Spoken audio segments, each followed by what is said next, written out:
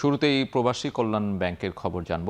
ঋণের আওতা বাড়াতে চায় প্রবাসী কল্যাণ ব্যাংক। বাংলাদেশ ব্যাংকের কাছে আরও ২,০০০ কোটি টাকার বিশেষ তহবিল চেয়েছে ব্যাংকটি।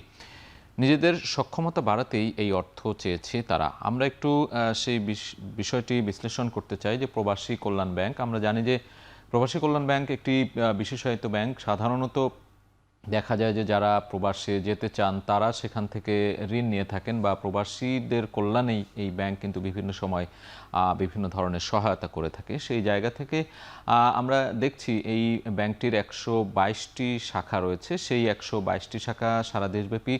সেই তার মধ্যে ৬২টি শাখায় দুজন করে জনবল, অর্থাৎ এখানে আমরা একটু বোঝাতে চেয়েছি যে প্রায় অর্ধেকেরও বেশি যেই শাখা রয়েছে সেগুলোতে জনবল সংকট রয়েছে। দুজন করে জনবল দিয়েই এই ব্যাংকগুলো চলছে।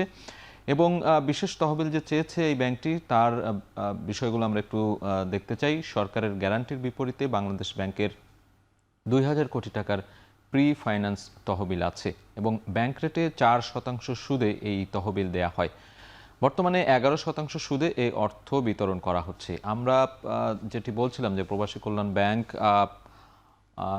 বিশেষ করে যারা প্রবাসে যেতে চান এই ধরনের মানুষদেরকে কিন্তু বিভিন্ন ধরনের সহায়তা দিয়ে থাকে। সেটি স্বল্প সুদেও দিয়ে থাকে বা একটা এককালীন বিভিন্ন সময় কিন্তু ঋণ সহায়তা দিয়ে থাকে। সেটি আর বিপরীতে তারা বিভিন্ন ধরনের সুদের বিষয়গুলো আছে। সেটি আমরা দেখছি যে ১১% সুদে এই অর্থ বিতরণ করা হচ্ছে, যেটি বাংলাদেশ ব্যাংকের কাছে বা কেন্দ্রীয় ব্যাংকের কাছে যে বিশেষ তহবিল চেয়েছে তার বিপরীতে আমরা দেখছি যে এই বিষয়টি বলা হয়েছে। এবং দক্ষতা বৃদ্ধি ও ঋণ কার্যক্রম জোরদার করতে বাড়তি তহবিল চাওয়া হয়েছে। যেটি বলছিলাম যে ১২২টি শাখা রয়েছে এই ব্যাংকটির।